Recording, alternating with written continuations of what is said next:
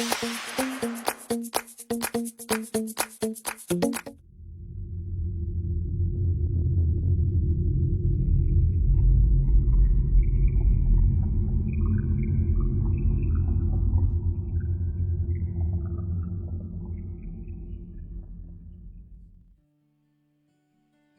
noches tengan todos, les damos la bienvenida a nuestro estudio bíblico Abrazando la Gracia de Dios.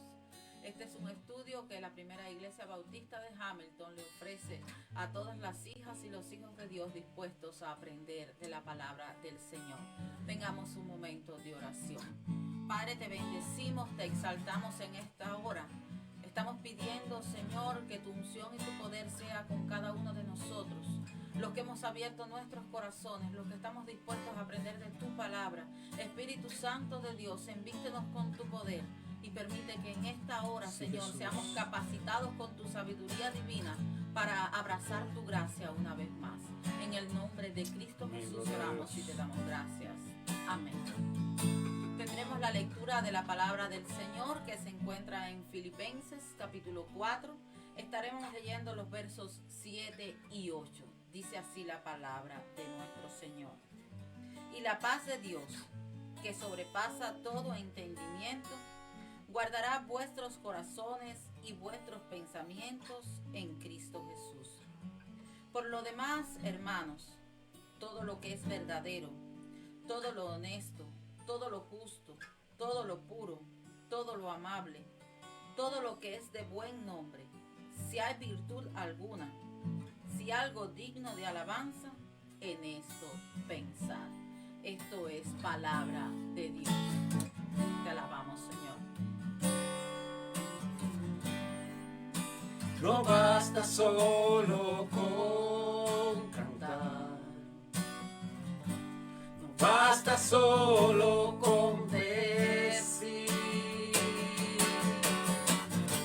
no es suficiente solo con querer a Él, es necesario morir.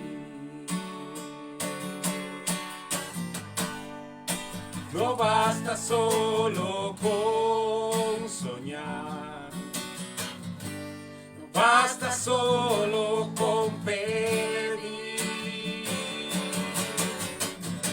no es suficiente solo con querer tener, es necesario morir. Dame tu vida, esa clase de vida que sabes dar.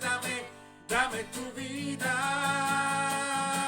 yo quiero vivir solo para ti. Dame tu vida, resucítame en ti. Yo quiero vivir solo para ti. Dame tu vida, esa clase de vida que sabes dar. Dame tu vida, yo quiero vivir solo para ti.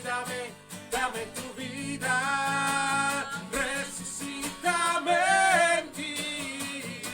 Yo quiero vivir solo para ti, Señor.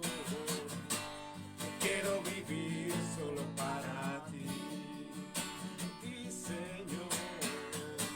Yo quiero vivir solo para ti. Continuamos ahora con el estudio que queremos presentar en este día y desde ya queremos darle la bienvenida al encuentro número 25 del curso Abrazando la Gracia de Dios. Este es un estudio de la Primera Iglesia Bautista de Hamilton y el tema que queremos presentar en esta noche es Carceleros de la Vergüenza. Este es un curso preparado por Equipping Ministry International y adaptado por nuestra iglesia con motivos de estudios bíblicos. El texto base que se ha usado a lo largo de todo el curso es el que se halla en Hebreos 4:16. Acerquémonos pues confiadamente al trono de la gracia para alcanzar misericordia y hallar gracia para el oportuno socorro. Hoy queremos presentar un tema que hemos titulado Los carceleros de la vergüenza. Y con ello nos referimos a tres verdugos que el diablo usa para mantenernos presos de la vergüenza que hemos sufrido a lo largo de toda nuestra vida. Hablo de los pensamientos, los argumentos y las fortalezas que se convierten en los custodios de nuestras emociones y de nuestros comportamientos, impidiéndonos dejar atrás la vergüenza. En la Biblia, el apóstol Pablo nos los presenta asociado a la guerra espiritual que los cristianos llevamos a cabo con el enemigo de este mundo. Pero en el campo de lo social, son precisamente esos tres carceleros los que nos mantienen paralizados. El objetivo que perseguimos con este encuentro es demostrar precisamente que los pensamientos, los argumentos y las fortalezas nos hacen prisioneros de nuestra vergüenza. El texto base que queremos tener en el día de hoy es el que se encuentra en la segunda carta del apóstol Pablo a los Corintios, en el capítulo 10, los versículos 3 al 6. Dice así: pues aunque andamos en la carne, no militamos según la carne, porque las armas de nuestra milicia no son carnales, sino poderosas en Dios para la destrucción de fortalezas, derribando argumentos y toda altivez que se levante contra el conocimiento de Dios, y llevando cautivo todo pensamiento a la obediencia a Cristo, y estando pronto para castigar toda obediencia cuando vuestra obediencia sea perfecta. Este es un pasaje en el que Pablo usa una analogía de la terminología bélica que se usaba en la época en la que nos está escribiendo. Y lo hace para hacerle ver a la iglesia, el ejército de Cristo, que nos encontramos desde el mismo inicio en una constante guerra espiritual contra el enemigo. Vamos a ver algunos de los términos bélicos que Pablo usa en este pasaje y cuáles son sus significados. Estas son algunas de las terminologías. La primera que nos dice es que no militamos, en el verso 3, afirmándonos que estamos en pie de guerra. El segundo término que usa es las armas de nuestra milicia, verso 4. Se refiere en definitiva a las armas que nosotros usamos para combatir y para defendernos en la guerra espiritual que vivimos. Y es importante que aclara que no son carnales, o sea, no son las armas que el ser humano inventa, sino que son armas espirituales, las cuales están infundidas con el poder de Dios. Otro tema que él usa, otra terminología que usa es destrucción de fortaleza, verso 4, derribar argumentos, verso 5, y llevar cautivo, en el verso 5 también. Estos tres temas los vamos a estar tocando a lo largo de todo el estudio, por lo tanto no me detengo mucho en ello. Nuevamente usa al final el concepto castigar, que a la larga es la finalidad de las armas. Todas estas son frases que tienen que ver, como ya les dije, con el lenguaje bélico de la época en la que Pablo vivió. Tiempo en el que socialmente hablando se usaban armas que ya no nos son útiles, pero que si las analizamos desde el punto de vista espiritual, vemos que el enemigo sigue usando las mismas armas contra la iglesia. Por lo tanto, nosotros debemos combatir con estas armas, espiritualmente hablando, con las cuales la Biblia nos habla. Tenemos que combatir, en definitiva, la verdad con la mentira. Tenemos que combatir la tiniebla con la luz, la aflicción con el gozo, la muerte con la vida. Con estas armas, Satanás trata de obstaculizar el poder del Evangelio y oponerse a Cristo, a la iglesia y a los creyentes. Por eso, de manera especial, quiero que hoy nos enfoquemos en la oposición que los cristianos tenemos y por lo tanto el enemigo desea mantenernos presos de nuestra vergüenza. El pasaje de 2 Corintios 10 del 3 al 6 habla de la necesidad que tenemos los cristianos de luchar contra los pensamientos, los argumentos y las fortalezas. Y lo primero que nos deja ver es que estamos luchando no contra la gente, sino contra la forma que tiene la gente de pensar, contra la filosofía de este mundo, contra la teoría que se crea científicamente en este mundo y contra la perspectiva que el mundo nos quiere dar.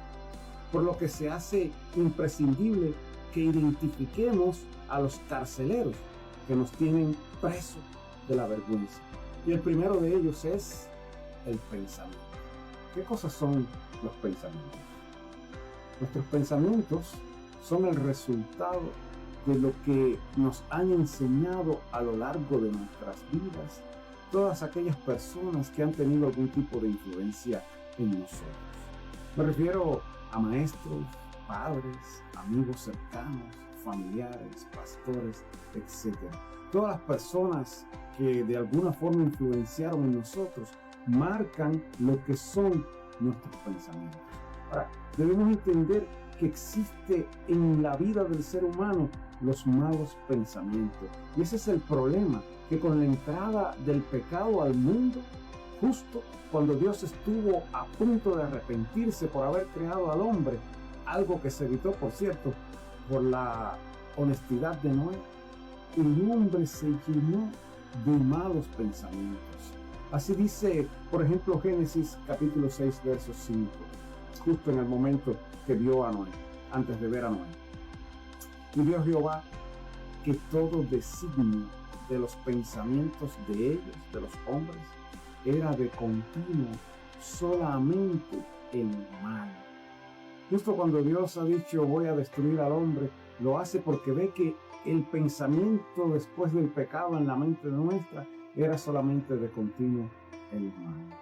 Por lo que debemos buscar todo lo que nosotros hemos aprendido en el pasado. Tenemos que intentar cuando lo encontremos de que esto sea limpiado para que nuestros pensamientos se conviertan no en los nuestros, sino en los de Dios. Esto nos lo recuerda, por ejemplo, Isaías en el capítulo 55, verso 8, cuando dice, porque mis pensamientos no son vuestros pensamientos. Es importante que nosotros entendamos que la manera que tenemos de pensar no es nuestra y que como cristianos debemos buscar que nuestros pensamientos sean los de Dios. La pregunta que nos debemos hacer en este momento es la siguiente. ¿Cómo logro que mis pensamientos sean los pensamientos de Dios? ¿Cómo puedo librarme yo del carcelero que es mi pensamiento? La Biblia nos da una pista. Y lo que quiero revelarle en este encuentro es que debemos hacerlo a través del uso del purificador de pensamiento. El purificador de pensamiento que usaba el salmista.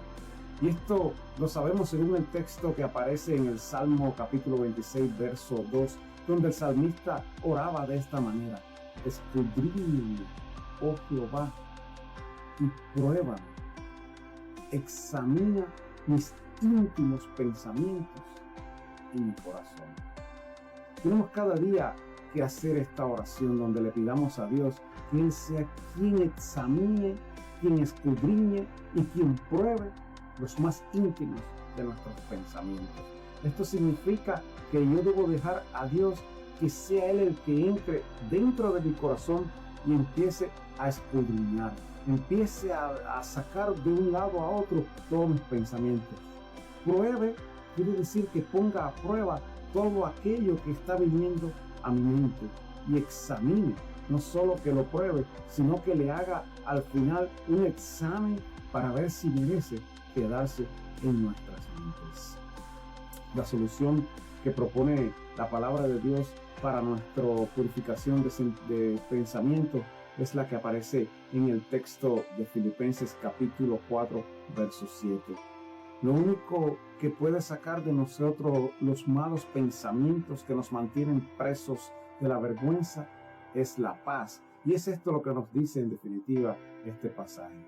Y la paz que sobrepasa todo entendimiento guardará vuestros corazones y vuestros pensamientos en Cristo Jesús.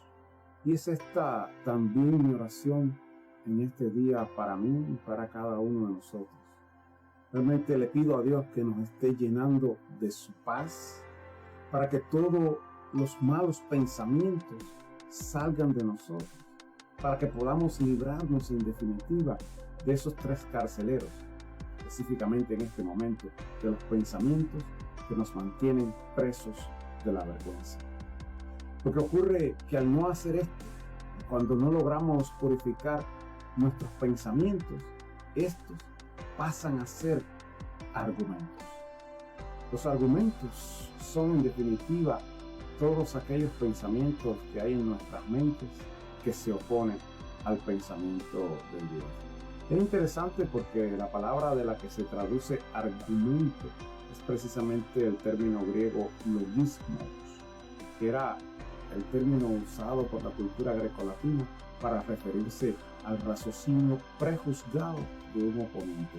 Es la palabra de la que se derivó en nuestra lengua castellana lógica, o sea, la lógica del mundo. ¿Cómo ocurre la lógica del mundo? Tenemos que partir de que lo primero que existe en el principio era el verbo, en el principio era Dios. Lo primero que existía era el pensamiento de Dios. Dios creó al ser humano, el ser humano cometió pecado y a partir de ese momento el pecado se convierte en un filtro y lo que ocurre en nuestro interior es un proceso por medio del cual nosotros vamos convirtiendo todos aquellos pensamientos nuestros, los pensamientos del hombre, los vamos convirtiendo en imágenes las cuales se crean basadas en la mentira que nosotros podemos tener de nosotros y de esa manera surgen los argumentos. El consejo que nos da Pablo es que nos cuidemos de guardar la verdad, eso que había en el principio, guardar la verdad que hay en Cristo, lo cual se logra solamente si nosotros evitamos pasar por este proceso que tenemos delante de nosotros. En lugar de ello, Pablo le aconseja a Timoteo, oh Timoteo, en su carta en el capítulo 6, verso 20, oh Timoteo, guarda lo que se te ha encomendado, evitando los argumentos de la falsamente llamada ciencia. Algo que nosotros como cristianos tenemos que aprender a hacer es a evitar todo tipo de argumentos que la ciencia intenta poner en nosotros, porque en definitiva son el resultado de los pensamientos que se han opuesto a Dios. En su carta a Timoteo, el apóstol Pablo nos advierte sobre la importancia de cambiar esta manera que tiene el ser humano de hacer lógica, del logismo, de razonar, de procesar en definitiva los pensamientos, porque la manera en la que lo hace el mundo, lo único que se logra es producir argumentos. Tenemos que cambiarla por una nueva forma de hacerlo, que nos va a guiar en definitiva a abrazar los pensamientos de Dios. ¿Cómo podemos lograr esto? Es si ponemos en práctica lo que hemos denominado en este encuentro el filtro paulino a los argumentos. El filtro paulino a la argumentación es un concepto con el que nos referimos a la necesidad que tenemos los cristianos de aprender a razonar teniendo como base el proceso paulino de la argumentación que se halla en la carta a los Filipenses capítulo 4 verso 8, donde él nos dice el texto que todos conocemos: por lo demás, hermanos, todo lo que es verdadero, todo lo honesto, todo lo justo, todo lo puro, todo lo amable, todo lo que es de buen nombre, si hay alguna virtud, si hay alguna alabanza en esto, pensar. La manera en la que yo veo que esto funciona es que Dios nos está llamando a cada uno de nosotros, los cristianos, a poner ese filtro multicapa, cada una de estas palabras que ha mencionado Pablo en el texto, ponerle esos filtros a nuestros pensamientos, el pensamiento humano, que no es más que el producto del pecado, para que estos dejen de ser argumentos y se conviertan en alabanza a Dios. Veamos cómo es que funciona esto. El filtro paulino a la argumentación, recuerde, basados en el texto de Filipenses 4:8, funciona de esta manera. a los argumentos que tenemos nosotros los seres humanos, los cuales han surgido del pecado. Por supuesto, el razonamiento que nosotros hemos tenido como pecado, le vamos a empezar a añadir a esos pensamientos que surgen de nosotros, que a la larga no son más que argumentos. Tenemos que añadirle todo lo que es verdadero. Tenemos que buscar que nuestros pensamientos estén asociados con la verdad, y conoceréis la verdad y la verdad os hará libre. Tenemos que ponerle la segunda capa, que es la capa de la honestidad. Todo lo verdadero, a lo verdadero, ser honestos a la hora de hablar. La tercera de las capas del filtro viene a ser la justicia, todo lo justo. Tenemos que, una vez que hemos descubierto que somos verdaderos y honestos, actuar con justicia para con los demás. La próxima capa es la de ser puro. O sea, no basta con que haya verdad, no basta con que sea honesto. Tenemos que purificar, como decíamos ahorita, cada uno de nuestros pensamientos. La próxima capa es una muy interesante, porque Pablo habla de todo lo amable, todo aquello que se deje amar. Y amable es una palabra muy interesante porque no está relacionada con los demás, sino con nosotros mismos. Tenemos que ser capaces de dejarnos amar. Amable es algo que se deja amar. Usted tiene que convertirse en una persona amable. Amable no significa que trate bien a los demás, sino que usted es alguien a quien los demás desean amarle constantemente. El próximo filtro es admirable. Usted tiene que añadirle lo que admire.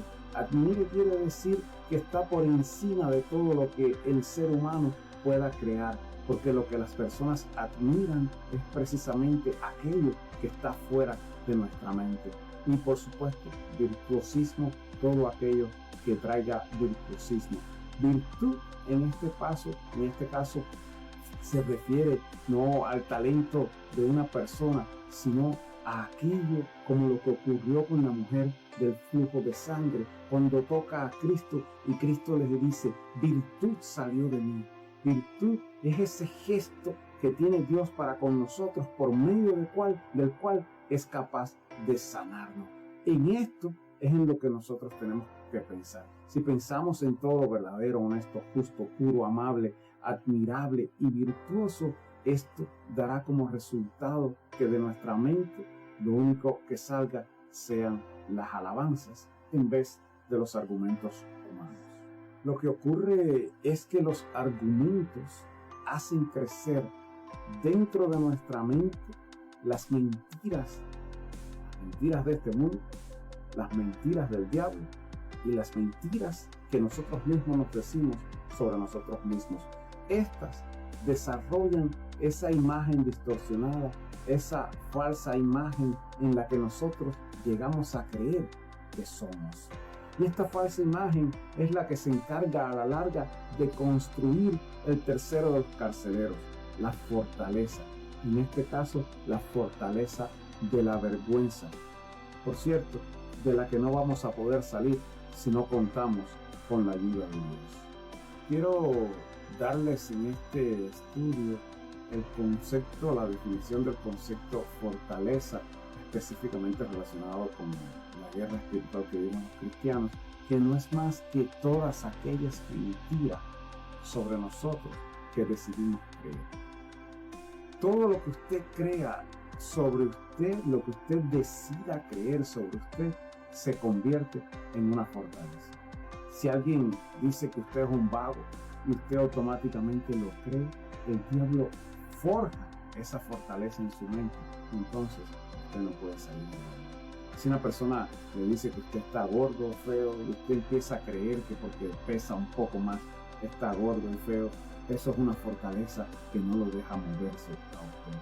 Todo lo que usted crea que es bruto, que no sirve, que no sabe comportarse, que no sabe hablar, todo lo que digan las personas que son mentiras, porque Dios dice en su palabra que somos imágenes de Dios, todo lo que digan las personas de usted y usted decida creer, se convierte en fortaleza.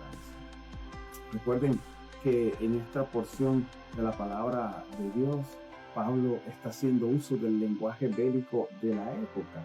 Y en este caso utilizó el vocablo obhusoma. Apusoma, que en definitiva era el que se usaba para referirse a las torres. La palabra significa literalmente torres altas. La manera en la que se defendían en aquella época era construyendo murallas, y en las esquinas y cada cierto espacio ponían unas torres altas, que estas torres servían no para defenderse. La muralla era para defenderse, pero las torres altas servían para que se posicionaran mejor y hacer un mejor ataque hacia el enemigo. En el caso de nuestra guerra espiritual, las fortalezas son los juicios que nosotros hacemos sobre nosotros mismos o sobre la naturaleza de la vida, y como resultado de las imágenes distorsionadas que crearon nuestros pensamientos y nuestros argumentos, entonces se crean las fortalezas. Pero vean que Dios prometió al pueblo que cuando derramara su Espíritu Santo, las fortalezas serían derribadas. Y lo interesante es que esto es una promesa del Antiguo Testamento. En Isaías capítulo 32, verso 14, así le promete Dios al pueblo: porque los palacios quedarán desiertos, la multitud de la ciudad cesará, refiriéndose al ejército, las torres y las fortalezas se volverán cuevas para siempre. Hermanas y hermanos, es esta la seguridad que tenemos en Cristo. Todas las fortalezas que se puedan levantar contra nosotros, contra ti, contra mí, han de ser destruidas. Dios así lo prometió. Lo único que nosotros tenemos que hacer para que no se levanten fortalezas contra nosotros es no creer en las mentiras, en los argumentos, en los pensamientos de este mundo, sino agarrarlos todos y pasarlos por el filtro paulino. Y entonces en nuestra mente lo único que habrá será alabanzas a Dios. Si no tomamos el control de las fortalezas, estas van a desarrollarse en nosotros y nos van a conducir a emociones, a acciones distorsionadas que son en definitiva lo que al final nos mantiene prisioneros de la vergüenza. Es importante que nosotros entendamos que estamos en una guerra espiritual. Lo más importante aún es que aprendamos a cómo no perder la guerra espiritual. En definitiva, la batalla de la mente, lo cual se inicia cuando nosotros asimilamos los pensamientos de este mundo. Recuerden que los pensamientos son el resultado de todo aquello que nos han enseñado. Estos pensamientos, al no ser filtrados, van a generar en nosotros argumentos, o sea, todo pensamiento que se opone a Dios. Y estos argumentos, a la larga, son los que van a desarrollar en nosotros las fortalezas, todas las mentiras que nosotros decidimos creer sobre nosotros mismos. Lo triste es que de la fortaleza surgen los sentimientos negativos y los comportamientos nocivos, y estos se convierten a la larga en la reja que pone límites a nuestra libertad espiritual.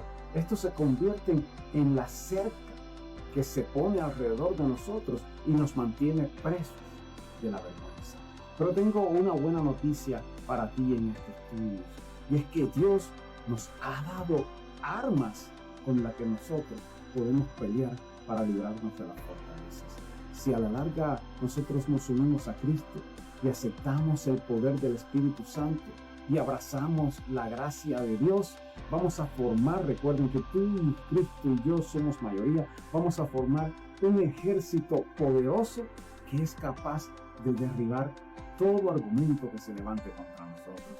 Un ejército que es capaz de llevar cautivo todo pensamiento humano, todo malo pensamiento que hay en la tierra. Cuando nos unimos a Cristo con el Espíritu Santo, llevamos cautivo a todos pensamientos y al final vamos a destruir la fortaleza. Y como decía Pablo en el final del versículo 6, al final el ejército de Dios va a castigar a todo argumento, todo pensamiento, toda fortaleza que se ha levantado contra nosotros. Los carceleros de la vergüenza, me refiero a los pensamientos, los argumentos y la fortaleza, tienen una función muy definida en este mundo. y es mantenernos presos de la vergüenza. Pero en este curso, Abrazando la Gracia de Dios, enseñamos que estos 3 carceleros se convierten en bloqueadores de la gracia, bloqueadores que nos impiden disfrutar a plenitud la gracia de Dios. Pero recuerda que no es suficiente para que ellos puedan vencer a los cristianos. Nosotros somos mayores que aquel que en el mundo está. El que está en nosotros es mayor que el diablo que reina en este mundo. Por lo tanto, nosotros podemos y debemos vencer a los pensamientos, a los argumentos y a la fortaleza. Por eso, en este día quiero que me permitas orar por la liberación de cada uno de nosotros, para que todo aquello que nos mantiene presos de la vergüenza en este momento sea quitado. Oremos. Señor Jesús, en tu nombre, oro, Padre, pongo delante de ti cada vida, cada ser humano que esté escuchando este estudio, oh Dios.